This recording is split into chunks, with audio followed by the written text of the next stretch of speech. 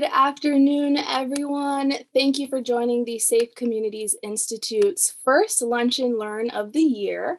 My name is Jessie Redd. I am the interim director of the Safe Communities Institute. For those of you who are not familiar with SCI, we are an institute that is within the Sol Price School of Public Policy here at USC, and we focus on research, interdisciplinary education, and collaboration to advance sustainable whole of community public safety strategies, policies, and programs. Today's event, Building an Inclusive Fire Service, a conversation with Black firefighters, is in honor of Black History Month. We honor those who came before us and those continuing to move the needle forward, bearing the brunt of what it means to fearlessly take on their Blackness 365 days out of the year. Today, we would like to acknowledge some incredible firefighters and learn from their experience. The panelists include Captain Tony Hardy, San Diego Fire Rescue Department, Captain Robert Hawkins, Los Angeles Fire Department, Captain Paul Washington, New York Fire Department, and Firefighter Anita Daniel from the New York Fire Department, and moderated by someone who I truly look up to, the lovely Miss Beverly White, NBC4 Los Angeles. Thank you everyone for being here, and the floor is yours. Thank you, Jessie, and it's an honor to be a part of such a vital conversation. It's Black History Month on the calendar, but all our participants will agree Black History Month is 365. So let's dive right in to their information that they are generous enough to share on a very busy Wednesday in Black History Month. I'd like to open the questioning with Captain Hardy from San Diego Fire Department with regards to what led you to the fire service, sir. And I'd like to follow your response with an answer as well from Firefighter Anita Daniel from New York Fire Department. Let's start again with Captain Hardy. What led you to the fire service, sir? First and foremost, thank you for having me, and thank you very much for the introduction. What led me to the fire service was back in the 90s. I grew up in San Diego here most of my life, in fact, my entire life, in a Black and brown community called Southeast San Diego. Within our community, there was no any appearance of what I recall of seeing Black firefighters or any firefighters of colors, and certainly no women in my community. So seeing the fire engines, yeah, they were present here and there. You would hear the sirens, but I would never just see that. So I never thought of myself in that profession, along with the salaries and everything else that go along with it, and the dangers. So I never saw myself. I saw myself as what most of us were doing back in the day. That was playing sports and hanging out and loving each other on the block. And so as I became older, I joined a profession or a job, the Marriott Hotel and Marina here in San Diego. And I met a firefighter. It was a firefighter color who identifies as Filipino. And I had a discussion with him about what it was like to be a firefighter. He had a part-time job in the hotel industry. And he offered to have me come out and do a ride-along. So I rode along with him in a part of San Diego called San Isidro, which is butts up right next to the international border. And within that station, there were no Black firefighters, but there were other firefighters of color there, and no women. But during my encounter, or during my experience there, we ran some medical calls and a few fires. One was a grass fire. The captain was a Latino firefighter, and he let me put out some of the fire using some of the water. And on the medicals, we had paramedics show up, and 2 paramedics at the time on the ambulance. Both of those paramedics were men. They were Latinos as well. And so I thought to myself, wow, I had never known that this was, like this here. And what does it take to become a firefighter? So I left that, brought it back to my community, my home, my family, my friends, and started talking about this experience, right? And inevitably, friends, my second mother, she says, wow, I know a Black firefighter. I think he holds the rank of battalion chief, and he might work over here in the community. I was okay, so did some follow-up. I got linked together, and then that's how I got in. He also, at the time, might have been a president of Brothers United, which is our Black chapter of San Diego Firefighters Black chapter, which is a chapter of the International Black Professional Firefighters. And that's how I really got involved. It was a safe haven for me as a Black firefighter coming in, and it was a place for me to go learn and ask questions. And then learn about the fire service in general. And that's how I got started. Amazing. Excellent. Thank you for sharing, sir. And firefighter Anita, you're 7.5 years on the fire service. Tell us about your start. Yes, my start was a little different. In 2011, I was walking around in Bed-Stuy. I had just had my baby girl at 20 years old. And I was walking through Bed-Stuy with my mom, who's a New York City police officer. And we walked past this recruitment table. And I see the fire department, but I'm not really paying attention to it. But there was a Black woman who she singled me out. She was a recruiter, a firefighter at the time. And for the life of me, I cannot remember who it was. And there were only but so many at the time. But she pointed to me and she said, you know what, you should be a firefighter. You should take this test. So I kind of looked at my mom. And then I looked back at the paperwork and I was like, well, you know what? I've been an athlete my entire life. I enjoy working out. So, why not give it a try? And then my mom kind of elbowed me and was like, you know what? They make really good food at the firehouses. And I was like, I like to eat. So why not, So it really didn't start off with me having any sort of direction to go to the fire service. It just kind of fell in my lap. And what a joy it has been. It really has showed me that giving back to my community and servicing, my neighbors is such a wonderful experience. So that's how I got started. I'd like to reframe the question for Captain Hawkins now from LA Fire Department. Sir, tell us about your journey and was it what you expected? Oh, good question. First, excited to be here. Thank you. My journey onto the fire department was similar to Tony Hardy and Anita. I knew nothing about the fire service growing up, no family or anything. And I happened to live right around the corner from a fire station. Growing up, I always thought these jobs were not designed for me. I thought they were something that was unattainable, but I was blessed. I was fortunate to actually walk down the street and I met a firefighter who reached out to me and actually mentored me and allowed me to come in the fire station, allowed me to look at the kitchen and learn what they do. And from that point on, I said, wow, I want to do this. This is something I want to do. And he kind of took me by the wing and stayed with me up until I got hired. So it was a long process for me. I put in the work. I was an explorer and everything. And I had to learn a lot and learn this culture of the fire department that I just knew nothing about. So, and was it what I expected? No, I'll tell you that. Now, don't get me wrong. I'm blessed. Fire department is a rewarding career. I enjoy what I do, but there's times that I've had some down days in my career. The first thing I remember being a rookie going through the drill academy is the first day I was out on the floor. I remember going home and going to church with my family, and my older brother going, proud of me, saying, "Man, how was it yesterday?" And I remember with tears in my eyes because I was so I felt broken my first shift, because I just felt singled out. He motivated me and I went back to work. And over the years, what I've learned is I've had to toughen up, get very thick skin, learn the culture, be a part of the culture, and then master it and flip it. That's that. I didn't expect that going in, but it's a great job. We deserve to be here. We have to be here to provide the best service for the community. All right. Thank you, sir, for those wise words. And closing out this part of the conversation, Captain Washington from New York City. You've got 33 years on the fire service, sir. No doubt you can relate to everything that's been said before. How about you? Did it live up to your expectations when you joined the fire service? Yeah. Well, first, thanks for having me. I'm very glad to be a part of this panel. I became a firefighter following in my father and my older brother, who's watching now, footsteps.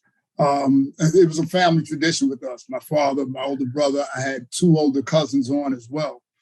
So that's what brought me into the fire department. And I can tell you that all across the country, that's typical. And that's a huge advantage. Having family on the job before you get on is a huge advantage. And not only get you on the job, but also for you to have a feel for what to expect To answer the second part of your question, was it what I expected? Somewhat, because, like I said, my family members had clued me in. But also, I grew up. I grew up in integrated environments. It wasn't unusual for me to be, sometimes, unfortunately, when I was growing up, the only Black kid in the class or something like that. So I kind of knew what to expect. So the racism that I was hit with immediately came as no surprise. It came as no surprise. And I knew that to be fulfilled on this job, or just to be fulfilled within myself, that I was going to have to fight this racism. If you can't take it, you got to fight it. And so that's what I did. But that was my path coming into the fire department. Yes, sir. And Captain Washington, you anticipated my next question about the struggle. I know you've been a part of a litigation in that regard. Yeah. Speak to the racism, sir, that you've encountered in your career. America is a racist country, and the fire department reflects that, certainly. It mirrors racism that exists within the larger society. When in the larger society, Jim Crow was the law of the land, that's how it was in the New York City Fire Department. Separate bunks to sleep in, separate utensils to eat out of, all of that kind of stuff, which is really crazy if you think about it, because that's taking place in New York City, not Alabama and Mississippi, et cetera. But there's racism in the job from top to bottom, every way you can think of. And we fought it by bringing a lawsuit. The Vulcan Society, the New York City's Black Firefighters, the organization of New York City's Black firefighters and EMS and civilian workers. We fought it with lawsuits. We fought it politically. We fought it through the media. And we've seen some results, but only because of fighting, only because of our fight.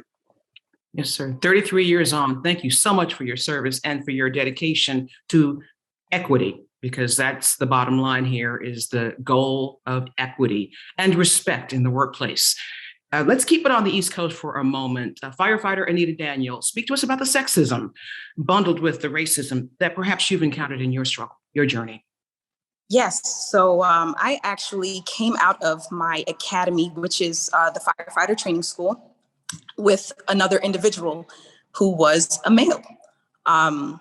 And from the beginning, it was very apparent that I was being singled out just in terms of the amount of drills that I had to do, the amount of hazing that was involved. For example, one thing that used to be a thing is that if you left your bunker gear out, then they would hang it up. And the notion on it was kind of, so that you are reminded not to do it next time, so that you're reminded not to leave anything on the fire floor. However, when the other individual, the male that I came out with, would leave his gear out, it wouldn't get hung up. So, I kind of ran a test to see if they would hang my stuff up, even though they didn't hang his stuff up. And of course, they passed the test.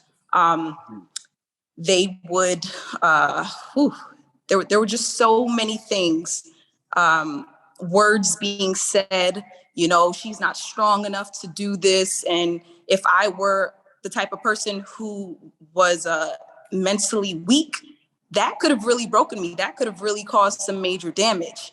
And I'm not saying that it hasn't caused any damage, but it could have been really catastrophic.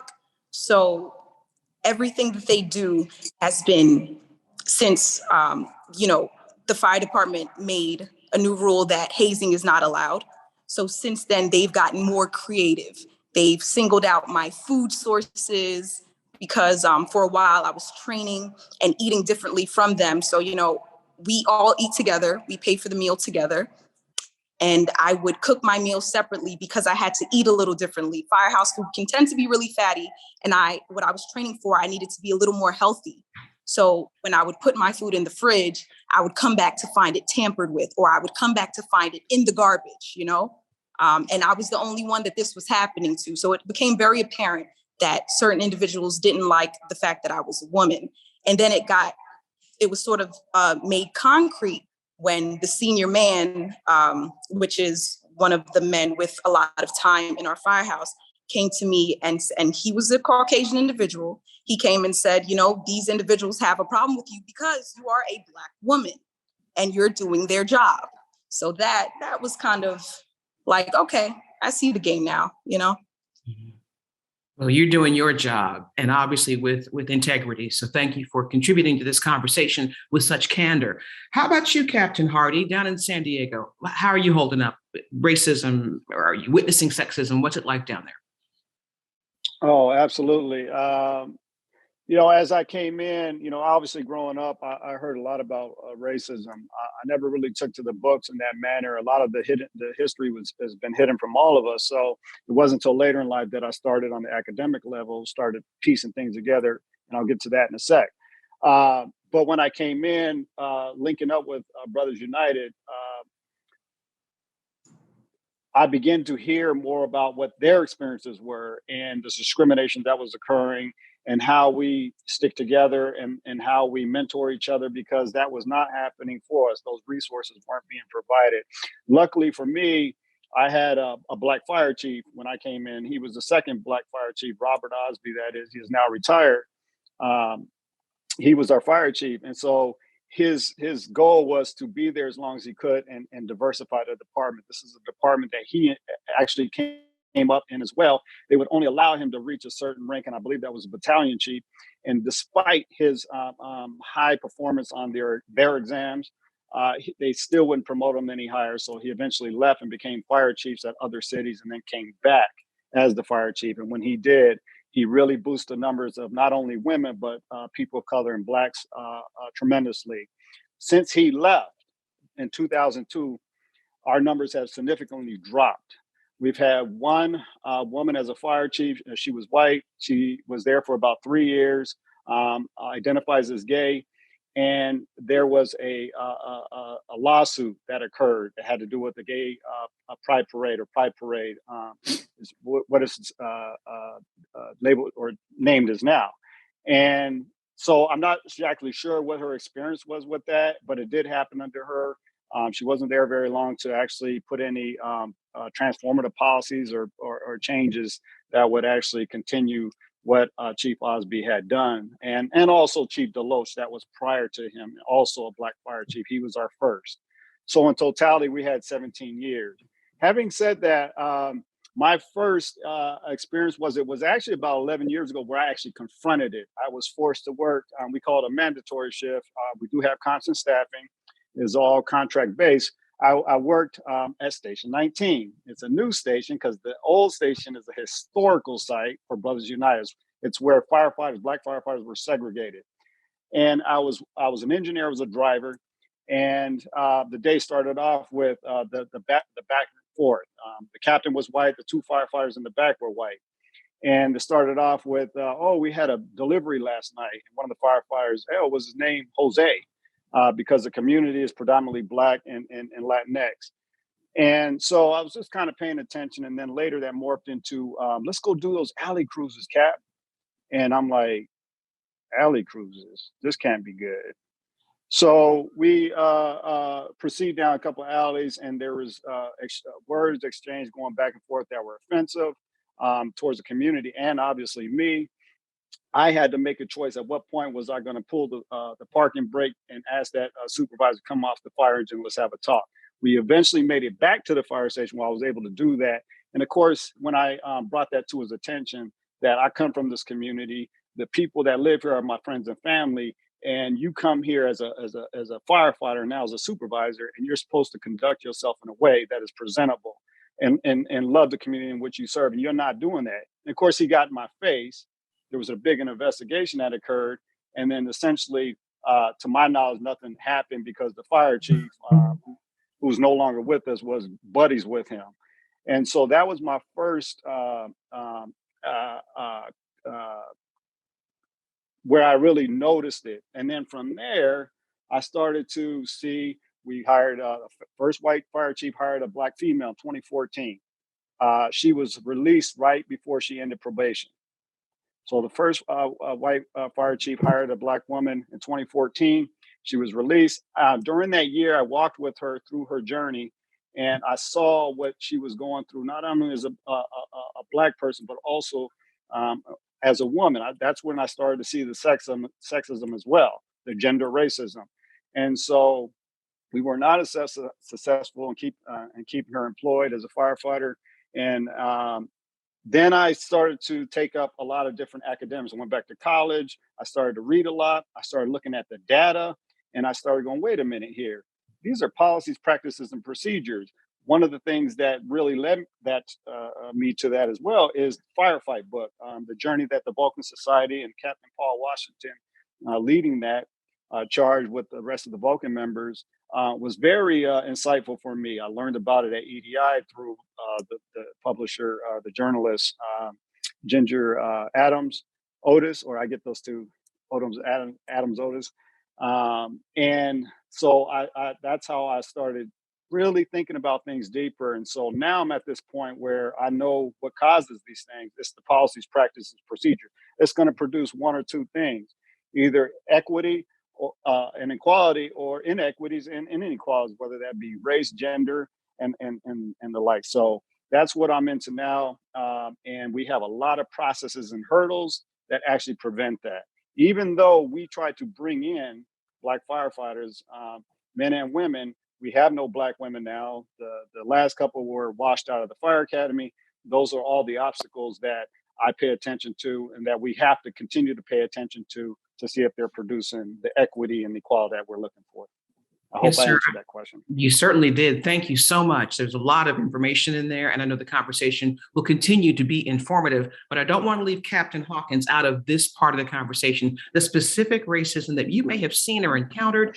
And LA City, the floor is yours. LA City, class 1 fire department, a lot of pride in that department. But yeah, I've experienced racism since day one.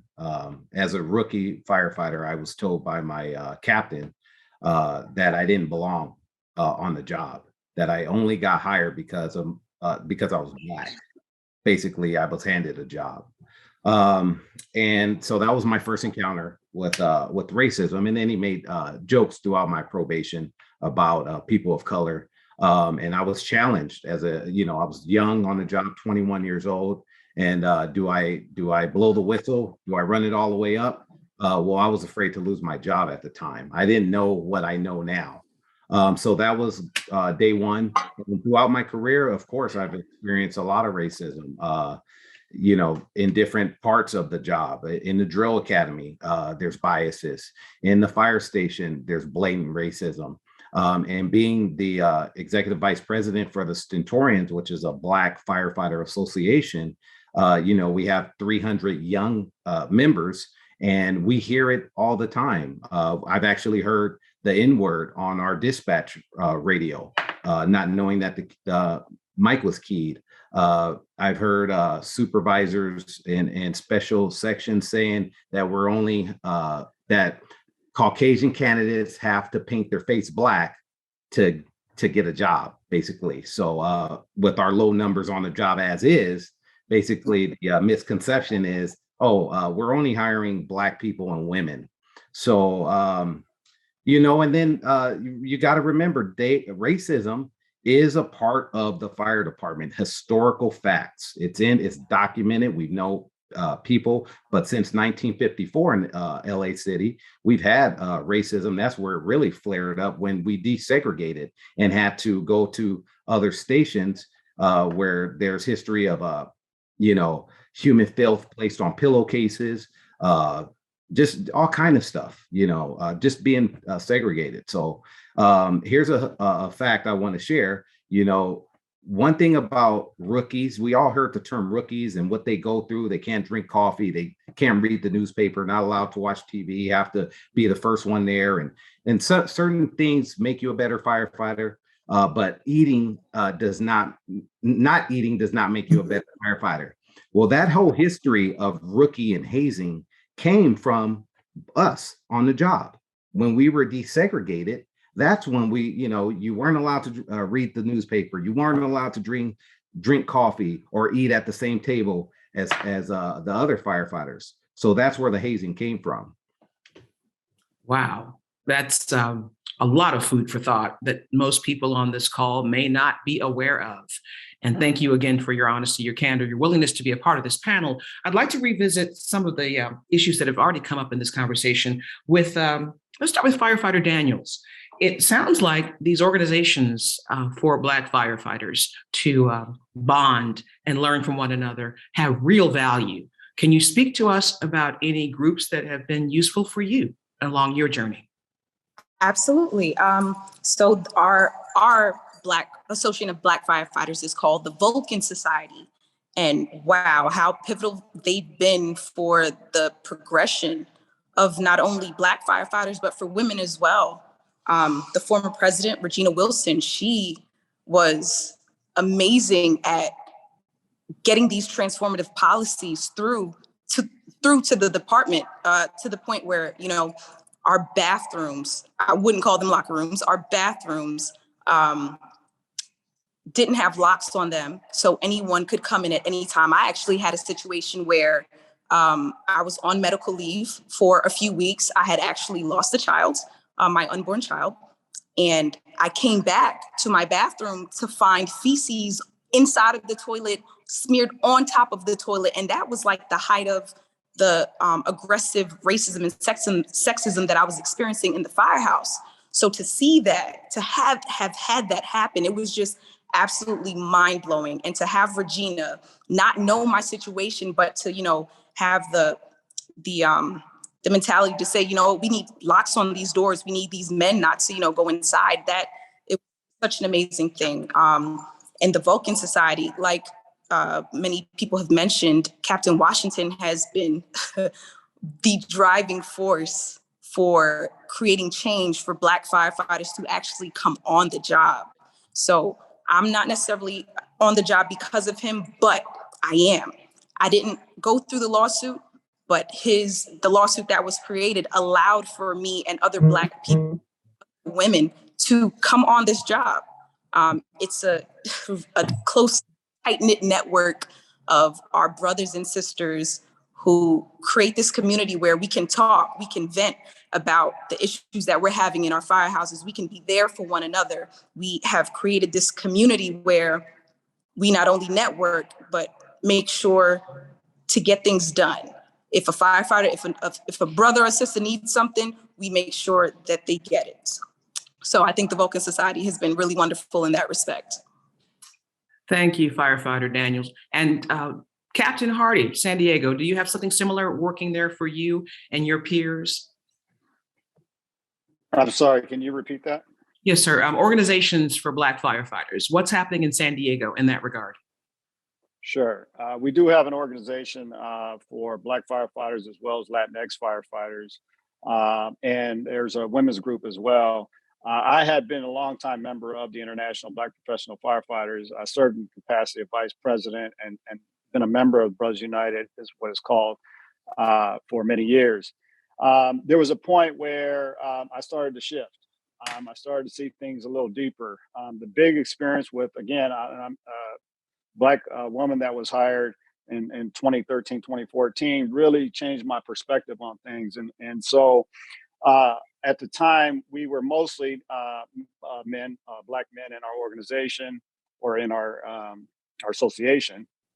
And so I noticed that we weren't coming together to see what was going on. And so I was very curious about that. And that required some different shifting in our association. Questions were being brought up, whether should we still exist, what the mission and goals are of the association. And so I recognized that I wanted to take a different approach that has led me to where I am now, and looking at closer the policies, practices, procedures, as opposed to groups of people or individuals in those groups that are marginalized. So yes, to answer your question, we do, yes, and they are very beneficial. The creators of it, there were 4 Black men: Chief Osby, Robert Osby was one of them, and Chief John Deloach. Both became fire chiefs of San Diego. Were the pioneers, if you will, of those of our association. So I still believe in that mission. I still practice and I still work hard at that to achieve that, but I may not be associated with the leadership that is currently there right now. So I don't want to leave that out there as a secret. No worries, Captain Hardy. Thank you so much. Captain Washington, I keep hearing about the Vulcan Society, and with 33 years on, no doubt you know the pioneers like yourselves are walking among us. Speak to us about that journey and that struggle. The Vulcan Society in New York City was founded in 1940 by a great man named Wesley Williams. He was the first Black fire chief in the United States. And our organization was the first Black fraternal organization of firefighters in the country. And out of that, we helped bring about the International Association of Black Professional Firefighters that was already spoken about. And in our organization, the first thing that we had to fight was a practice called the Black Beds. That was where if you were Black from the 1940s or even earlier on, you had to sleep in a particular bunk every night. The other firefighters, the white firefighters, could sleep in any bunk they wanted to because the sheets were changed every day. So, but the Black firefighter had to sleep in the worst bunk, the bunk that was by the toilet or by the broken window, etc. So the Vulcan Society was organized to fight that. And they did fight it. They fought it successfully. That practice eventually came to an end. But we've been fighting, the Vulcan Society has been fighting fights like that since our inception. And one thing the Vulcans do also is they give you, they mentor you, they bring you along. When I first came in, there was an elder firefighter named John Ruffins, and he took me under his wing and taught me an incredible amount. And I'm forever indebted to him.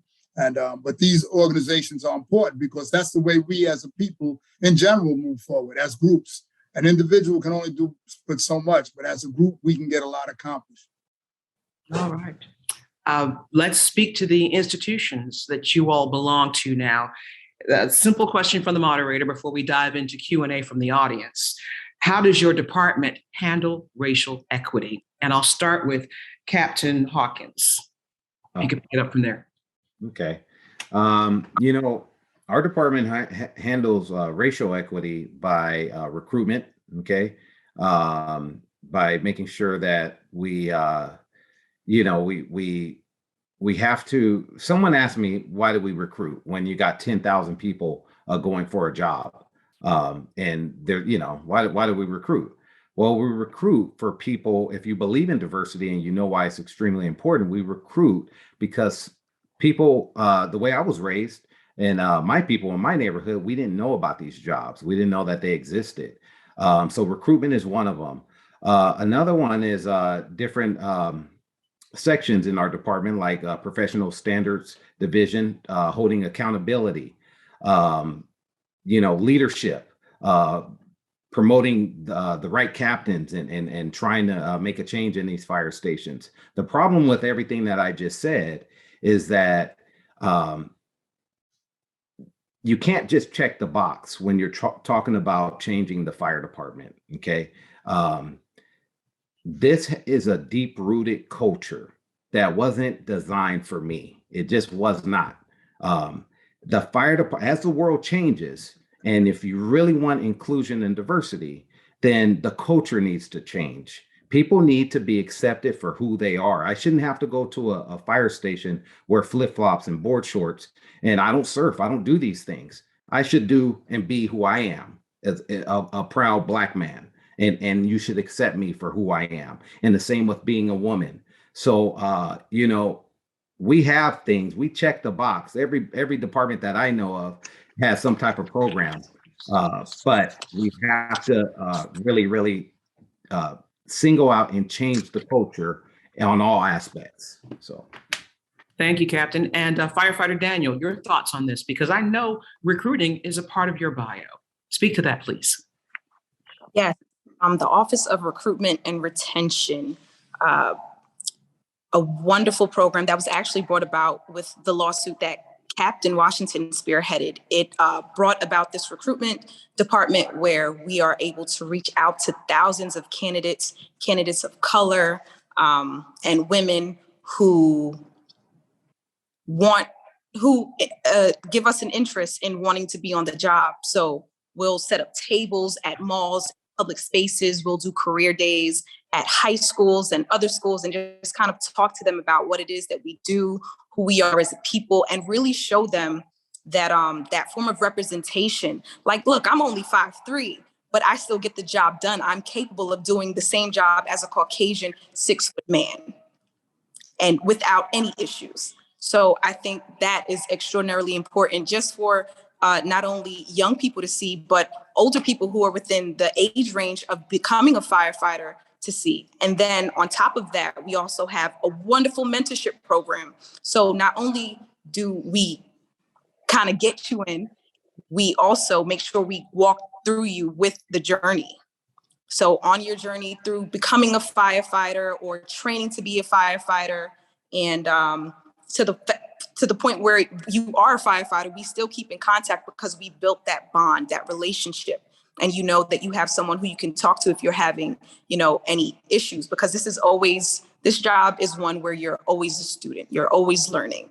So that's been pretty awesome. All right. Thank you, Firefighter Daniel. And you set the table for Captain Washington to once again speak about diversity, equity, and inclusion in New York's fire department. Sir, your thoughts? Our lawsuit, one thing our lawsuit brought in was that actual position. The chief of diversity and inclusion. That was part of our lawsuit. We wanted somebody with that title in the fire department. But right now, the New York City Fire Department is being overseen completely by a federal judge. He's overseeing the fire department, every aspect of what goes on in the fire department. And he'll be with us probably for another, hopefully 2 or 3 years. But when the day comes and he leaves, we're going to be thrown back to the wolves again. The fire department will be left to its own devices. And the only way the fire department is not going to go back to what it was if we force it to not go back to what it was. We have to prevent that through more legal action, more political action, more media action. But right now, the judge is overseeing us. And but that protection is not always going to be there. Sir, it sounds like you're describing a consent decree. Is that correct, sir? Well, it's not exactly a consent decree, but we won the lawsuit, and the judge has been overseeing the fire department for now 5 or 6 years, and and we'll for a couple of more. Yeah. No worries. I just wanted to clarify. Thank you so much. And San Diego, Captain Hardy, how are you? How is your department handling racial equity? I know you've touched on it before. So how we're handling it is, and how we should handle it, I think it's a both and approach, right? Is we also, the summer of 2020, after the killings of Breonna Taylor and George Floyd came about, one of our outgoing COOs thought it was important to create a equity, diversity, and inclusion working group for the city. So multiple departments throughout the city got together, and I joined it as well.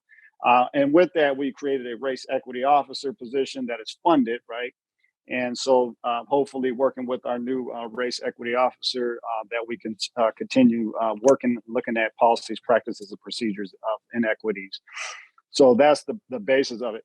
And then we created a position that's full-time, paid solely for the purposes of, it's titled Recruitment Officer. I'm sure there's some other responsibilities thrown in there. And we just changed the title. Now, I want to talk about recruitment. Recruitment is always done. That's why we have a lot of our Black chapters of the international. And so myself and most of us are out there on a daily basis talking to people coming into contact. That's usually how a lot of it gets done. The other piece is when we were looking at this, I was actually interested in a position, but they wanted to create it on a part-time base on my day off, going out there by myself, trying to put together these booths and not having the support, the resources that I need to make something robust. And a lot of times that's looked at as planting the seeds, but it's also looking at the policies, practices, procedures that are washing out these folks that you are bringing in. We are, in fact, bringing in these applicants that are getting not looked at, not hired, and otherwise not even retained and or promoted, so therefore to retire.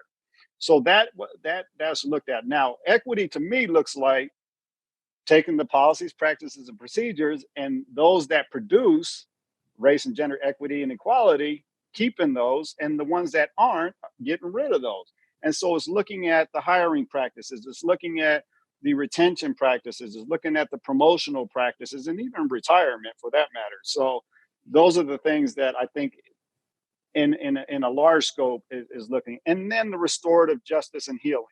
So many of the members that do speak out on these things, that are courageous enough and vulnerable enough to speak out, they oftentimes get shoved in a corner. And that shouldn't be the case. They should be brought back in. Those are your key folks, the folks that are filing lawsuits, gender discrimination, racism, and the like should be brought back in. Those are the people you want at your table as well. And oftentimes they're not.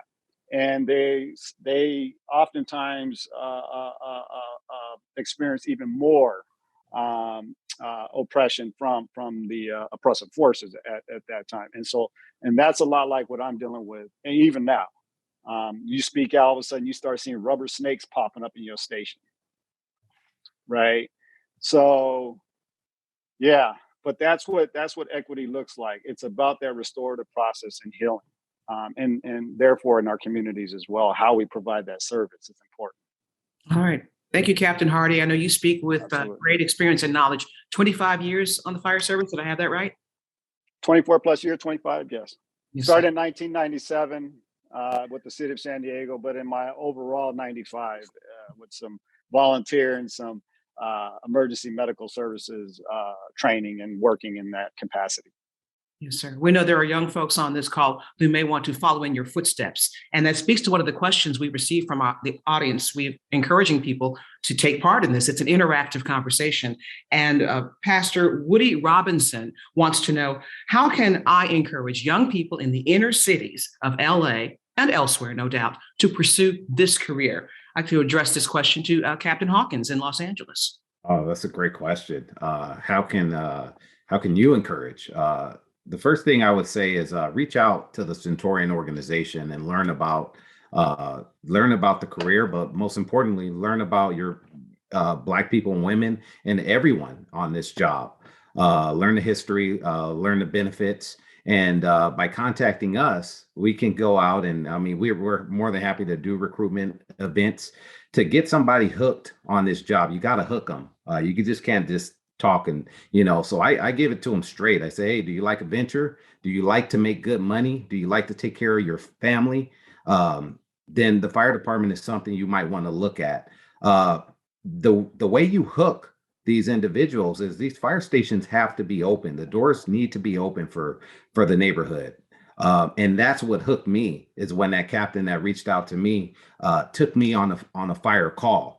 Never in the fire station before, but I had a big smile. I couldn't believe I was on a fire engine.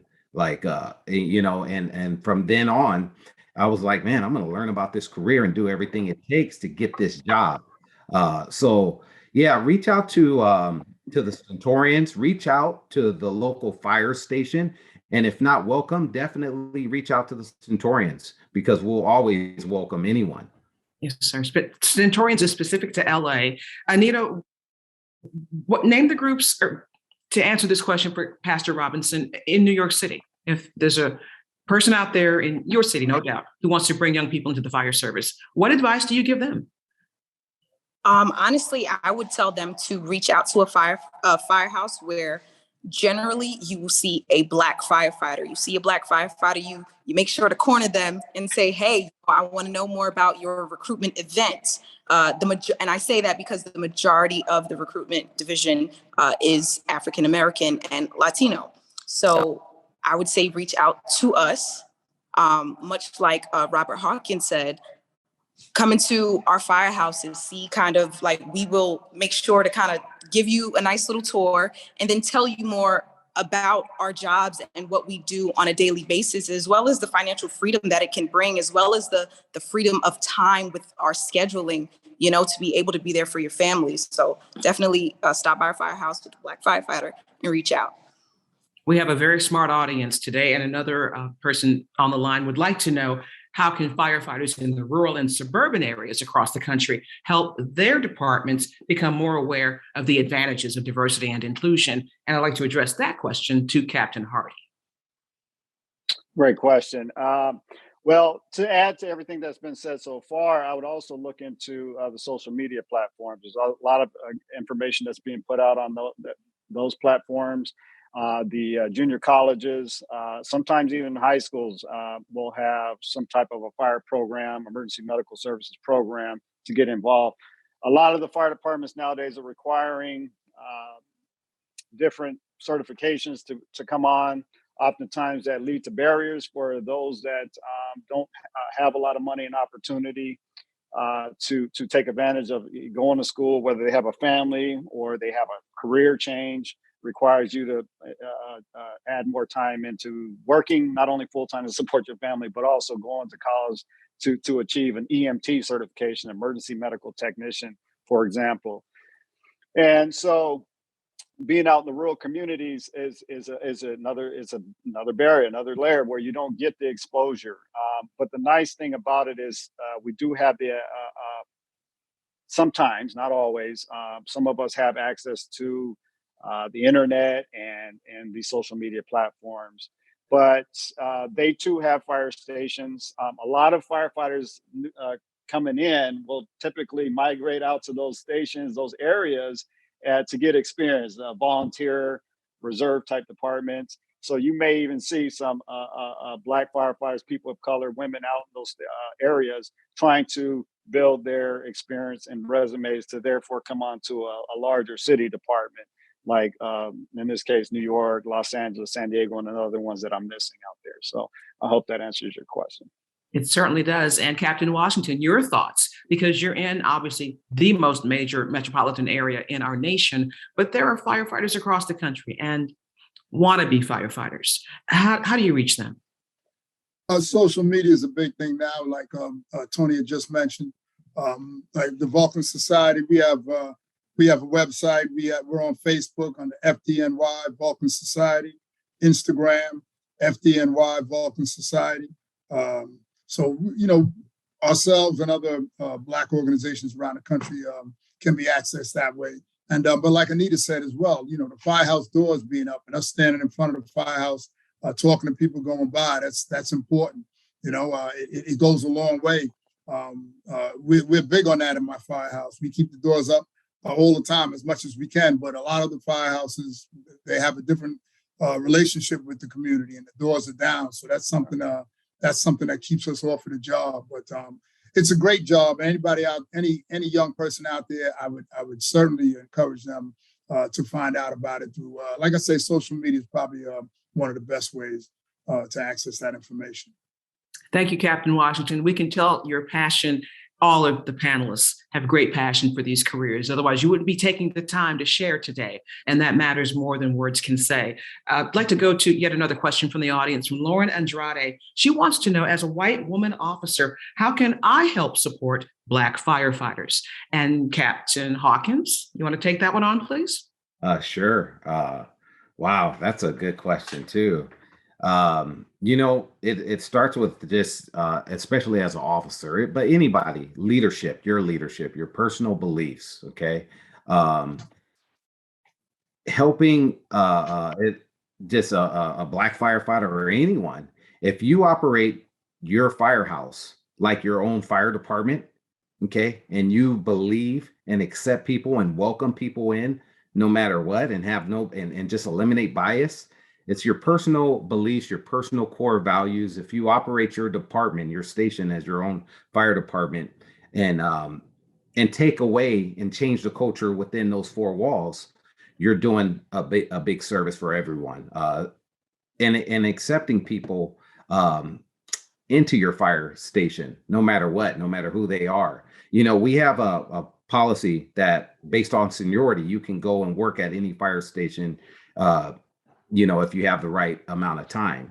Well, the culture actually, unwritten rules, they changed that. So basically, sometimes I have a hard time working in a community that looks like me and there's no representation, because although I have the seniority, right, the fire department knows, okay, well, he's putting in for this assignment. So people will call their friends with more seniority to try to block you. Some go as far as even calling you saying, hey, we don't want you here, or going around to block you from going.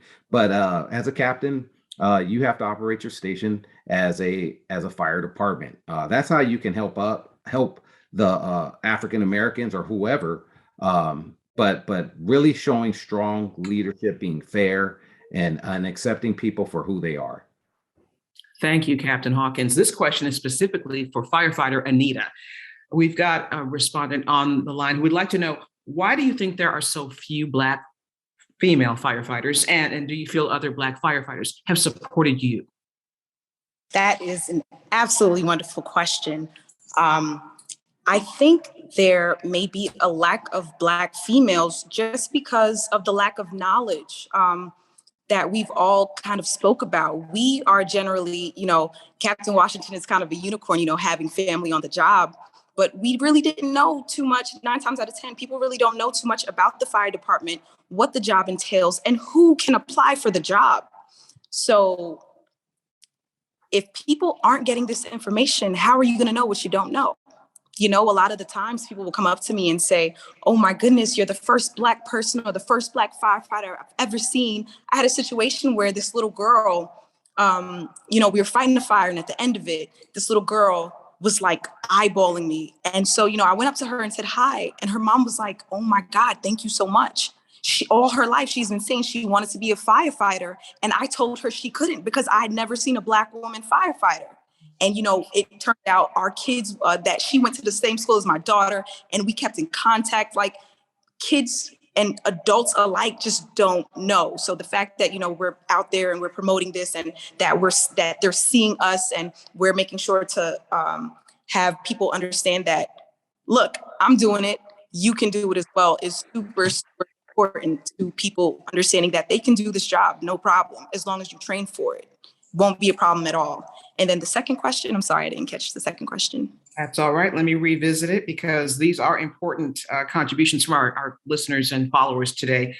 They want to know, do you feel other Black firefighters have supported you? I think the answer would be yes.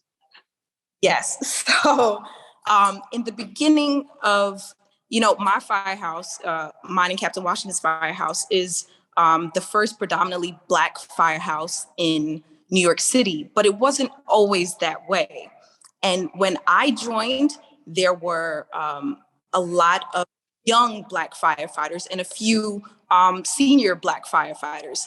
And the general consensus was, when you come in, the white firefighters would kind of bombard you and tell you, hey, don't listen to that Black senior guy because he doesn't know what he's talking about. And they wouldn't say it in such a blunt way, but they would make sure that you were kind of separated from them to see if they could kind of weed you out from that. And then on top of that, I'm so sorry that I just kind of got caught up in that narrative.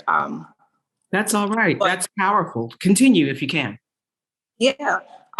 They would do things like that to kind of separate you from the group. But the wonderful thing about it was that once the junior Black members and myself gained a little more knowledge about the fire department culture and kind of learned the mental games that they were playing, we were able to, like Robert Hawkins said, we were able to master it and then flip it. So at first, when I was when I first joined the firehouse, we were about 50-50 Black and white. And now we have created a space where we are predominantly Black. And a lot of the problematic fighters, they realize that they can't play the mental game anymore. They can't, they hold no power. This power that they imagine they have over us, they don't have it anymore. So, they fled, they transferred to other houses. And I think a lot of it had to do with the Black members having my back and understanding that, you can't treat her like this. That's not what we do around here. So it was really amazing just working with those wonderful men. All right. What an uplifting message to help us close out the hour. Now comes the lightning round. I got one last question. And if you all keep your answers to about a minute or so, we can knock this out with impunity. This is the question that I've most been hoping to share. And I'll just read it out and then call your names. You can respond. How can citizens support and stand with freedom firefighters like yourselves? Starting with Captain Hawkins, please. Yeah, I would say, citizens can support by learning more about the fire department, going to your local fire station, and actually, they can support by holding the fire department accountable as well, by knowing, their rights and knowing that, hey, we are a service, we work for the community. So our community, we have to hold in high regard. So go out to your fire station, challenge your fire station, Get to know who they are. They're your neighbors. That's the way the fire service should look like. So challenge your fire department. You could help them out, help the fire department with just that gesture. All right, Captain Washington. So yeah, talk to your local politicians. Tell your local politicians, hey, I just found out that the fire department's a great job, because a lot of people don't realize how good the job is. They just hear about the danger that's involved, and we often don't think of this as a great job or a job that's for us. But now that you know, civilians, tell your local politicians, hey, I heard the fire department's a great job. How come there's not enough Blacks in my local firehouse? How come this city doesn't hire enough Black firefighters? How come we don't have a piece of that pie? And put pressure on them to bring about change. That's one thing that can be done, certainly. All right, representing San Diego now, Captain Tony Hardy. Your thoughts, sir? Oh, thank you. And just to add to that, I would suggest sometimes we don't have the urgency to know how involved and how quickly we need to get involved and think of things. I would suggest as a community member, if you're not reading Black books, start reading Black books, going back to 1619, okay, to understand the history and where we've started, where we've come, and where we are now and where we want to go. And then reaching out to community leaders and politicians, and that will also begin to give you an idea of where your local fire service, where they are with race equity, equality, and gender. So that's a big piece. And then I would also add, there are groups like Surge. If you're white and you want to join showing up for racial justice groups, if you're Black or a person of color, look around your community as well to see what type of organizations are forming for movements that have been created throughout the years. I know Black Lives Matter movement really sparked a lot of transformational change around the country, and we're continuing to do so.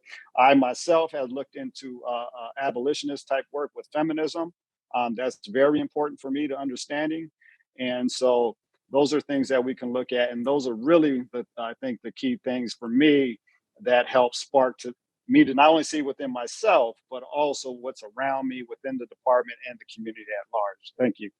Thank you. And finally, Firefighter Anita Daniel, how can citizens, in your opinion, support and stand with Freedom Firefighters? I love that term, Freedom Firefighters like yourselves.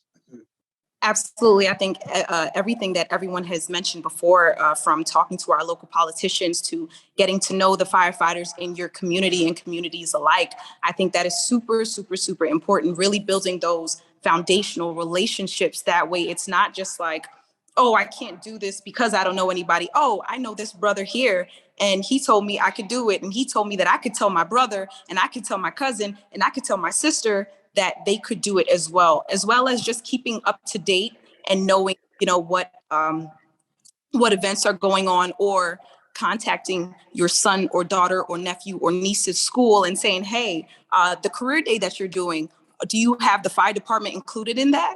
That could also be a big game changer, just spreading that knowledge, that awareness that, everyone in the community can come in and join and be on this job and do well.